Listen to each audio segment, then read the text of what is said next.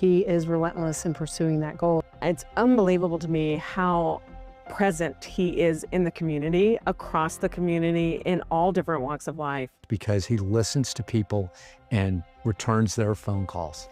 I think the mayor from the very beginning, even when he was running as a candidate, had incredible enthusiasm. He had unwavering energy, and he, just hit the streets from day one.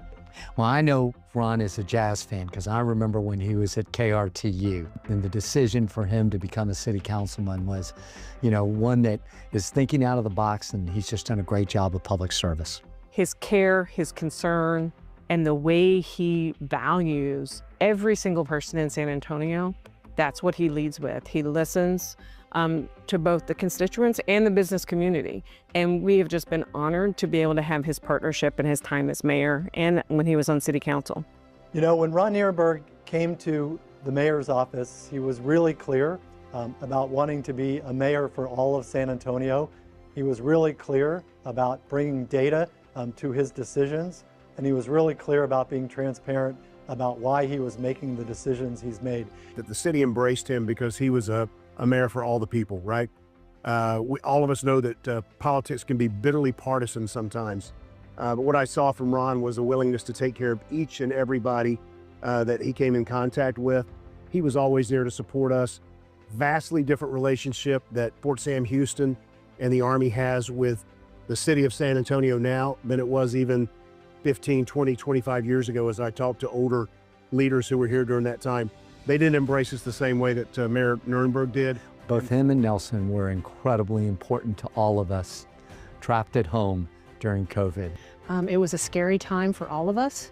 We had a lot of uncertainty in what was happening in our own community, in our nation, and in our world. In times of great challenge and crisis, leaders of character come to the forefront, and I am so proud of the work that Mayor Nirenberg did during the COVID environment. And he really helped me kind of adapt to the way San Antonio, Military City USA, was going to handle this COVID crisis, because Army North was responsible for all of the DoD support countrywide for COVID.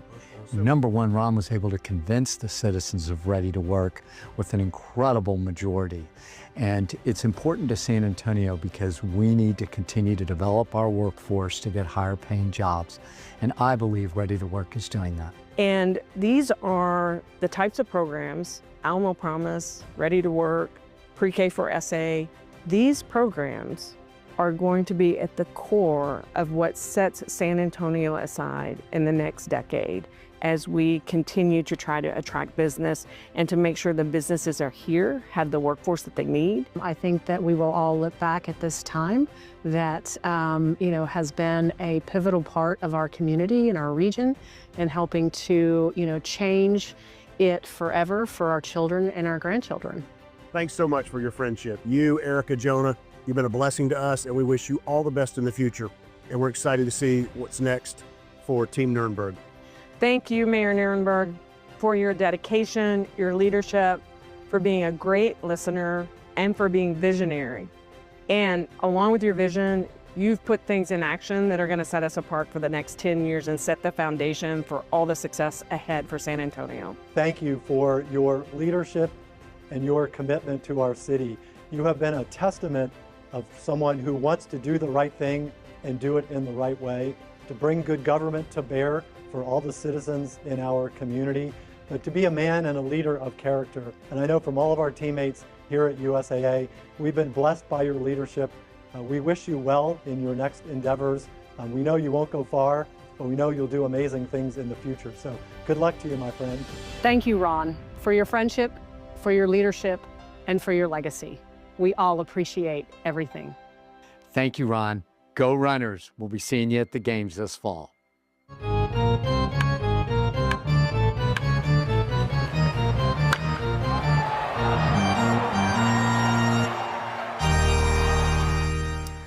Ladies and gentlemen, please welcome our Mayor, Ron Nirenberg.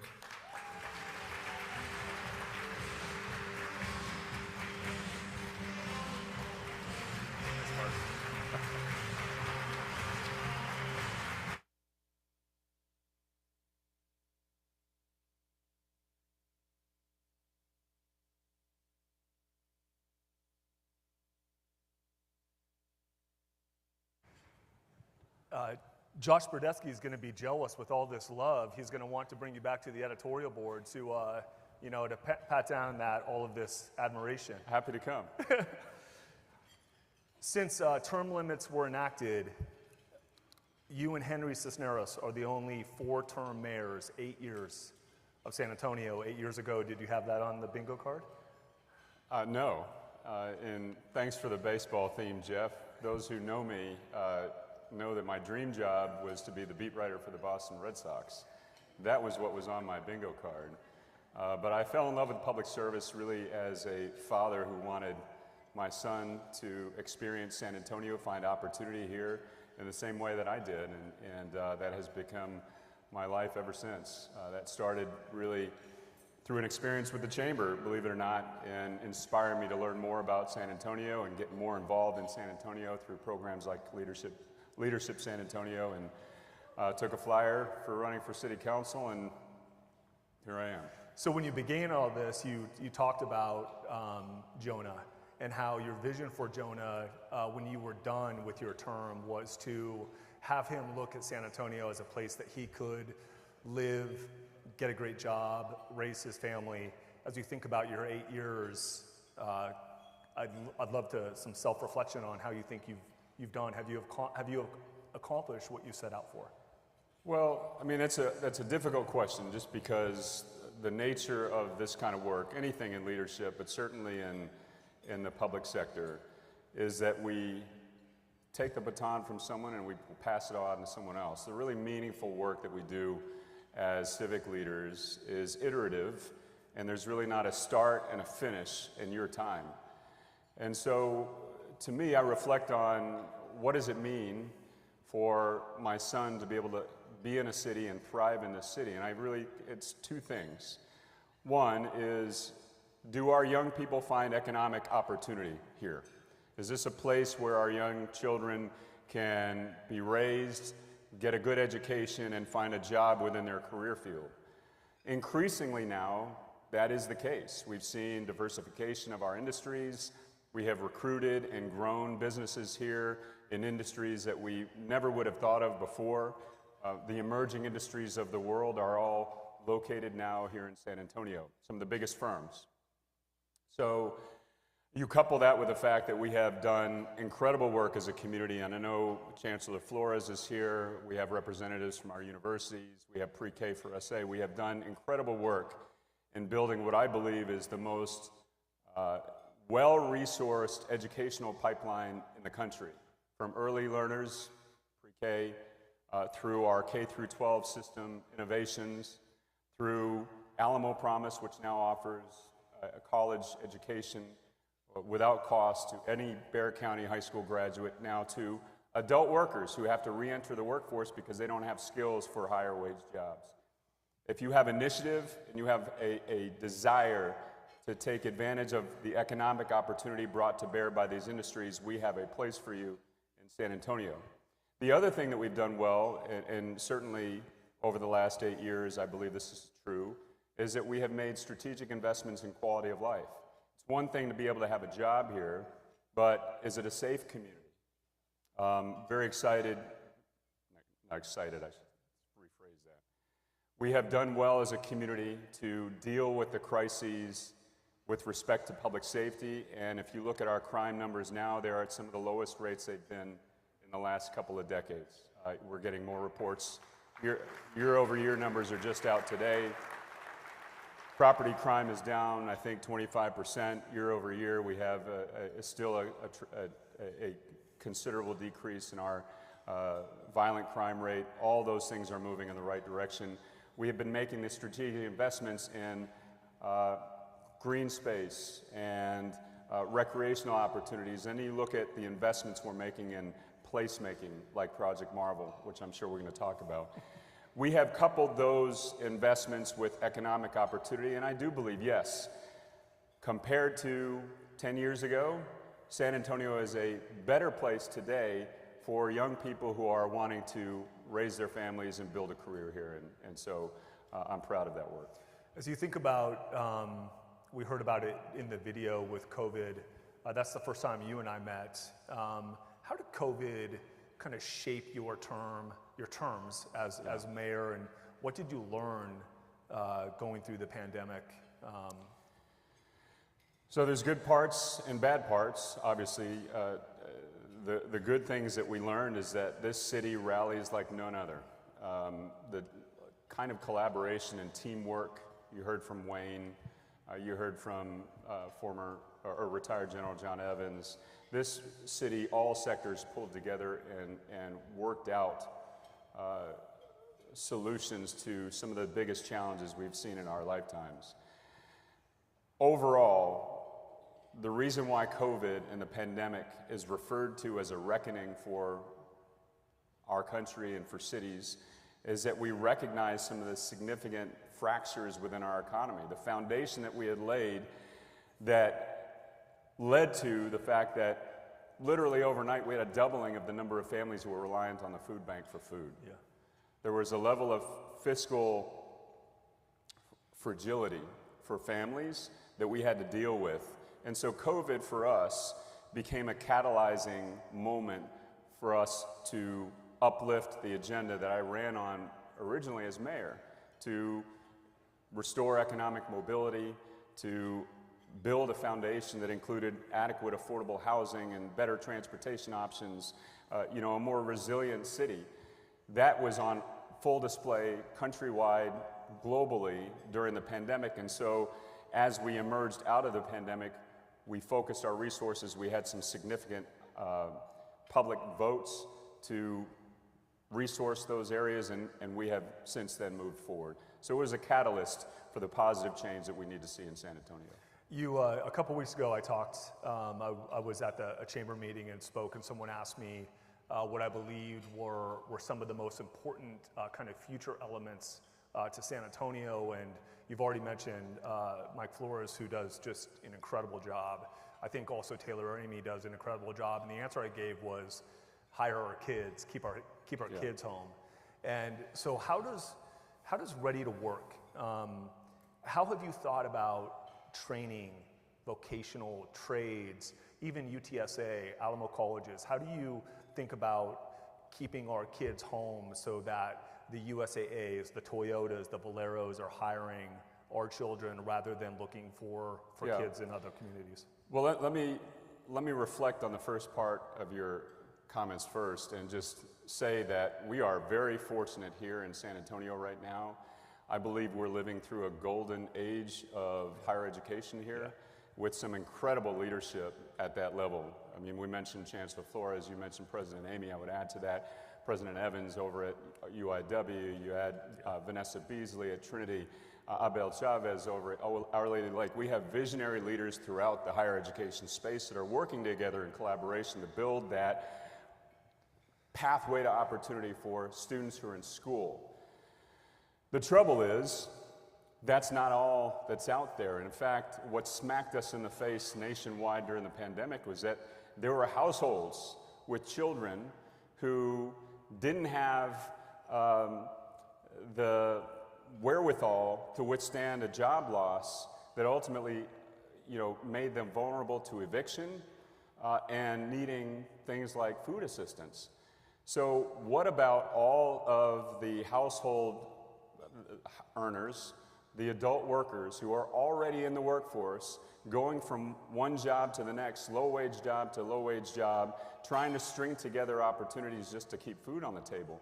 That's a whole generation of people who are still raising children in our family who are stuck in cycles of poverty. Yeah. And, we have talked endlessly about the challenge of poverty in the city, but in my mind, we need a more comprehensive, systematic approach to dealing with it.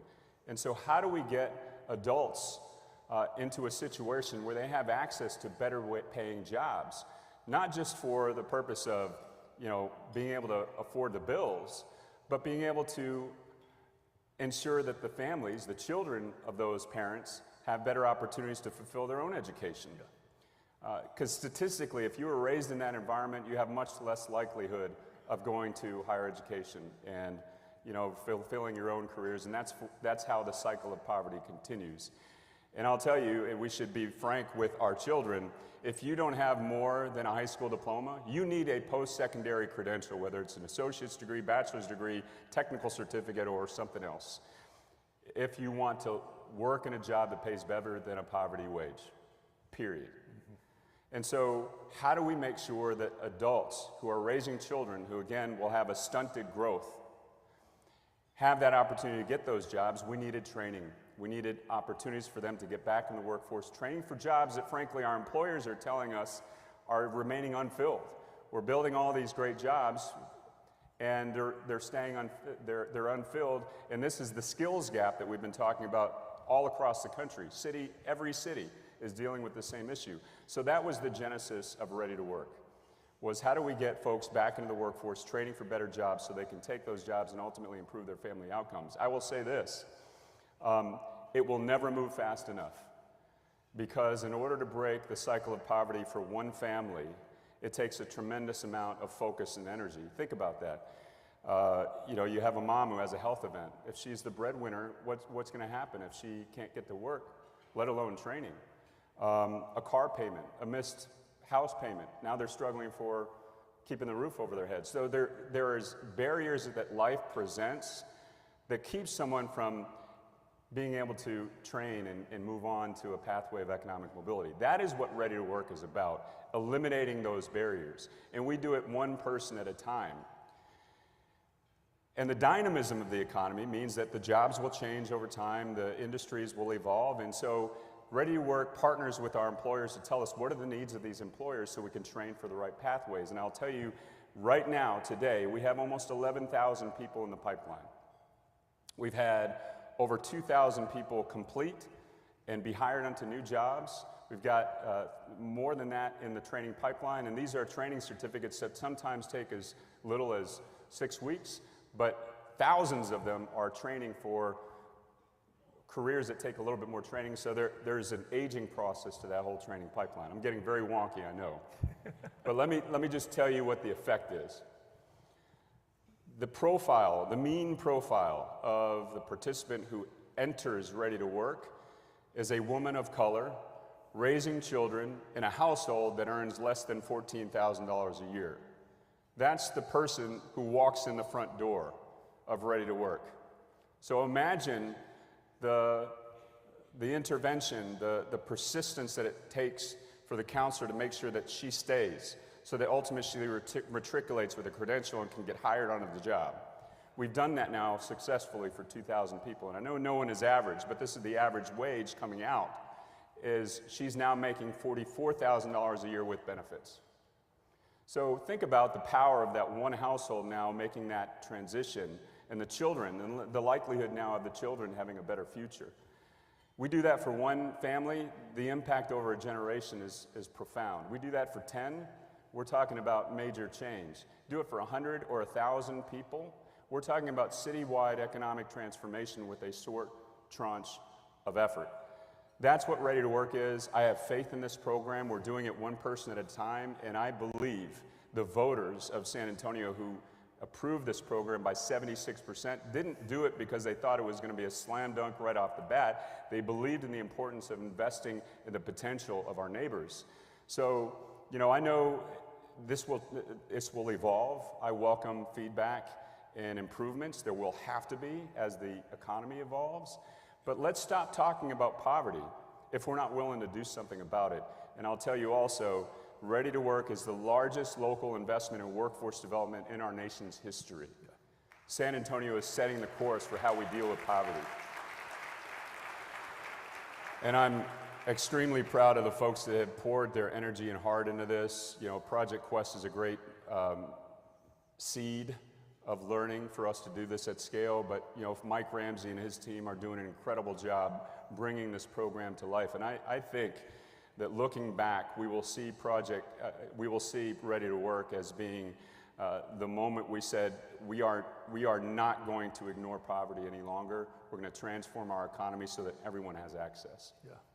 When people ask, I've been in 4 major cities, and when people ask kind of how San Antonio stands apart, I do agree with you. At the executive university level, the collaboration and coordination between the university presidents is unparalleled in any other city I've been in. And I would also say the same is true across kind of the high functioning relationships between the mayor's office, city council, city manager, fire, police.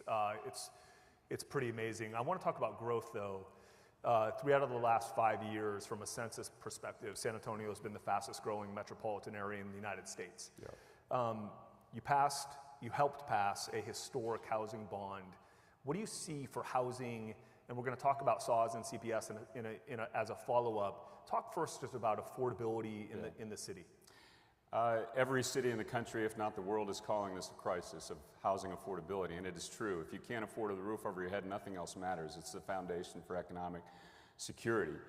San Antonio has a model housing affordability program, starting with the framework that now is an implementation plan, an actual business plan, and we're doing yeoman's work because of the public voting to approve the housing bond.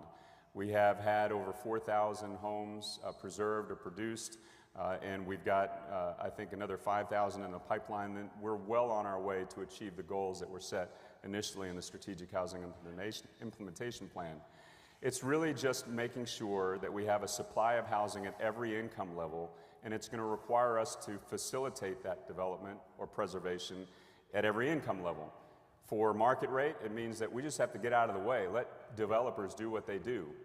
For affordable at the lower income range and a deeply affordable housing, it means that we've got to subsidize. We've got to do things like gap financing, et cetera. So that's what the housing bond has allowed us to do, and that's what the plan enables us to do. San Antonio is staying ahead, though, of a tidal wave. And I go back to this, Mark. We're never going to solve the housing affordability issues of the city if we're only focusing on the cost of housing. We've also got to make sure that we lift people's wages and economic outcomes so they can afford the market that's being generated here in the city. In my favorite newspaper, we have been covering a really interesting development in the Hill Country. 9 developments north of 1604 outside of the SAWS reach have on some levels been put on hold by the Canyon Lake water facility because there's just not enough water. So as you think about the growth of this city, it comes up a lot with Project Marvel. Can you talk about just the importance of SAWS, the aging infrastructure, what you see for water health in this city as we move forward in the next 5 to 10 years? Yeah, well, 2 things. Number one, the strength, the foundation of our future strength as a city lies with the strength and resilience of San Antonio water system and CPS Energy. And on those 2 pillars, we're doing extraordinarily well. We are blessed by the fact that both of these agencies are publicly owned, so we have been able to lead with policy and prioritize the betterment of this community. But they have diversified their water system, they've made it more efficient, they are investing in the infrastructure ahead of the game. We're dealing with things that mostly get ignored in other utilities, such as the water loss due to aging infrastructure, so they've been ahead of the game. We've got to continue to put the pedal to the metal there. With CPS Energy, the same thing. Being ahead of the game in terms of capacity with the growth that we know is coming in demand, extremely, extremely important. That being the case, the greatest weaknesses of both systems are 2. One, making sure they continue to have political support at the local level, but also at the state and federal level, and that's a big challenge. We know, for instance, that the grid issues in the state of Texas are the greatest weakness for us in keeping our lights on, and not to mention the affordability issues of utilities are mainly generated by the fact that we've got to invest in this infrastructure because of state resilience issues. So I say that we're in good shape here in San Antonio, but we've got to keep our eye on the ball. I get accused of being a hype man for Rudy because I just think that he does such a great job. I mean, it's kind of a thankless job to keep the lights on, but it's arguably one of the most critical jobs. Can you talk about the investments in CPS Energy? So as we hear Governor Abbott talk about the Texas Command Center and wanting that to be here in San Antonio from a cybersecurity, as we talk about other data initiatives, either at the federal level, the state level. San Antonio comes up a lot. The amount of energy required to power those data centers is it's incredible. You know, the complexity of both utilities is profound. And being able to do all these things, investments, affordably, is even more difficult. But CPS Energy specifically has invested in new capacity. At the same time, we have been listening to our community and making it more resilient, more sustainable, reducing our dependence on fossil fuels, ending the use of coal ahead of time, doing that affordably, making the grid more diversified, the portfolio of energy production. The other thing that has happened is the fact that we are dealing with a crush of new demand, not just residential growth and commercial and industry growth, but also things like data centers. You do that at the same time that we're having the resilience issues that we are at the grid. It's enormously complex, and so the next mayor is going to have their hands full just from the perspective of keeping our community informed and aware. It's so easy. It's so easy to simplify and score political points because nobody likes their rates to go up. But if we don't sustainably invest in these utilities, we will reach a point of no return that communities do not come back for in terms of economic growth and the ability to sustain you know, their prosperity. So let's transition to just a few more questions as we wrap up here. My favorite topic, the airport. So can you give kind of the roadmap for the airport? And I don't want to leave out VIA as well with the rapid transit system. Transportation has been a major thorn in the side of San Antonio. Can you talk about kind of the vision for the airport, the timeline for the airport, same with VIA? Yeah, so we were still debating where we should build a new airport when I was running for mayor. You know, the idea that in order for us to reach world-class international capacity, we have to find a new place for the airport. So the rumblings were still there, so the first step was, let's get over that debate, let's have a factual analysis. Can we build onto the airport? Because if we do, it's in a strategically competitive location right in the heart of the city. We got through that, and now we have a plan. And we are financing that plan. We're building the airport. We've got a new terminal coming online that's going to be world-class and bigger than both current terminals combined. You add that with the multimodal capacity with VIA and a new runway shortly after that's parallel to the current runway, so now we could have two usable. The capacity and opportunities for air service in San Antonio are immense. And we're not even talking about non-stops, but I'll talk about that if you want me to. No, it's okay. On transportation, it's an economic mobility issue, and it's a quality of life issue. We need to be able to move around the city with more than just single occupancy vehicles, because if you do that, you are really stunting the capacity of people to reach pathways of economic mobility. Yeah. We need alternative modes of transportation. It's what people want, and it's what other people need. So VIA finally now is building an advanced rapid transit system, east, west, north, south. Their funding is good, and that'll be the backbone of mass transit for the future. I'm glad we're doing that because the voters approved it, and we're finally making that paradigm change that we've been dreaming of for decades. So in San Antonio,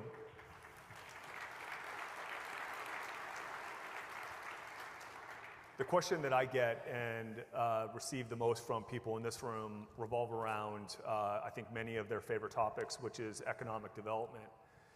You talked about ready to work, talked about the housing bond, transportation, the collaboration and excellent work at the university level. This city needs more jobs. As you think about economic development, specifically Project Marvel, what do you see? What is important about Project Marvel outside of keeping the Spurs in San Antonio? What is the economic impact of Project Marvel, and how do you see this moving forward, especially with you leaving office? Yeah, well, so the economic development potential and the growth of San Antonio is happening because we're building a great workforce. Yeah. That we have workforce opportunities here through educational investments. We're making the quality of life investments. We have housing availability. So people want to be here because they can afford to live here, and they can have a good education and have jobs. With respect to Project Marvel, we have one of the most unique downtowns in America. And rather than looking at downtown as a collection of projects, individual projects, now we can create a space that we have talked about being a place where sports and entertainment is focused. And so we have an opportunity now to develop all these landmarks in a way that allows more locals to enjoy it and has what can be the future of the Spurs here. It's also an opportunity for us to address the expectations that were made on the East Side about economic development and opportunity and the kinds of amenities that the East Side residents have been wanting for years. If we work together as a city and a county and the Spurs, we can develop a plan that works. And I believe we're doing that. The opportunity that it presents is quality of life for residents and, again, to make good on those expectations that were laid many, many years ago. So I am a huge supporter of Project Marvel, and I believe that we will achieve it in a prudent, effective way, and that's what we're embarked on now is the community development process. Yeah. Project Marvel requires a lot of interaction between the city of San Antonio and the state of Texas. Another question I get quite a bit, and I think it comes because political theater has become as important as political activism. How's your relationship with the governor's office, and what do you see in terms of the relationship between the state and the city of San Antonio as it relates to further economic development in regards to just investment? So we work together on issues that matter to San Antonians where we can agree. And I'll tell you, in just about every economic development project, it's the city and the state and the county working together. It doesn't mean we agree on everything. And so we focus on those things where we agree, and then we try to hammer things out where we don't. Good answer. Last two, I'd be remiss not to ask you a question about the largest employer in San Antonio, which is Joint Base San Antonio. This relationship the city has with the military is incredibly special. What do you see for the future of JBSA, all of the military personnel that call San Antonio their home, and the future of the military as an employer in the city of San Antonio? One of the strengths of San Antonio from an economic standpoint, but also a cultural standpoint, you can't separate the military heritage of San Antonio and this community. So I believe that will continue to be cultivated. We are positioned as the center of military medicine, cybersecurity, air education, and we're the home of Army North. And so as San Antonio continues to demonstrate its collaboration and the fact that the culture is so intertwined with the military community, that will only continue. And it's to our benefit in so many aspects, but you know, there's no fence lines in San Antonio when it comes to JBSA in San Antonio, and we see the benefit of that every day. So 8 years, incredible run in San Antonio. Everyone wants to know what is next for you. So I'm going to take some time off, I think about a week, and slow my brain down a little bit. Look, I have enjoyed this opportunity to serve San Antonio. It's been the privilege of my life. I did not expect to be doing this for my career, and I've enjoyed every aspect of it. I have enjoyed fighting for working class people, ensuring that everyone in San Antonio has opportunity, and I don't think I'll stop doing that, whatever career happens next. I enjoy and I see the challenges coming ahead of us, and so I'm not sure you've heard the last of me, but not ready to share yet what my plans are because I'm still formulating those myself. It's been great getting to know you. You are you're very fair, I would say, which is a great compliment that I can give you. Ladies and gentlemen, as Pat Frost makes his way up, I want to say thank you to the mayor. You've done an excellent job. Mayor Ron Nirenberg. Thanks, Mike. Appreciate it.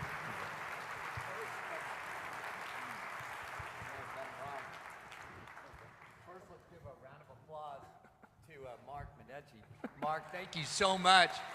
We're gonna have you moderate the next debates. Excellent job. Ron, thank you so much. We have a few things to hand to you. I think the biggest compliment that I can give to you is there is no doubt the citizens of San Antonio would re-elect you if you were eligible to be on this ballot. So thank you so much for your service. Erica, could you come up, please, also? We want to thank Erica and their son, Jonah. It's a family event to be mayor. It's a 7-day-a-week job, and we thank you so much for your sacrifice you've done during these 12 years. So let's give a round of applause to Erica. Thank you. And then lastly, Ron, we got a jersey for you to be able to proclaimly wear, and that is for the San Antonio. You also are going to get a suite at the Missions that we're going to give you a night that you pick the children's charity of your choice that you can host in that suite, and to be able to teach them how to be Red Sox fans. Thank you. Oh, yeah. Thank you. This is yours, Mayor. Congratulations. Ladies and gentlemen, thank you for being here and spending this afternoon with us. It's a great afternoon. Mr. Mayor, again, one more time for our mayor, Ron Nirenberg.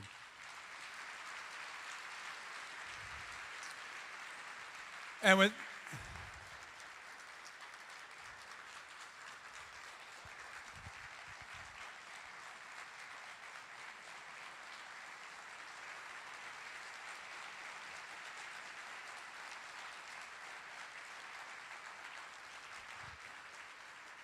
that, we say thank you, and we are adjourned.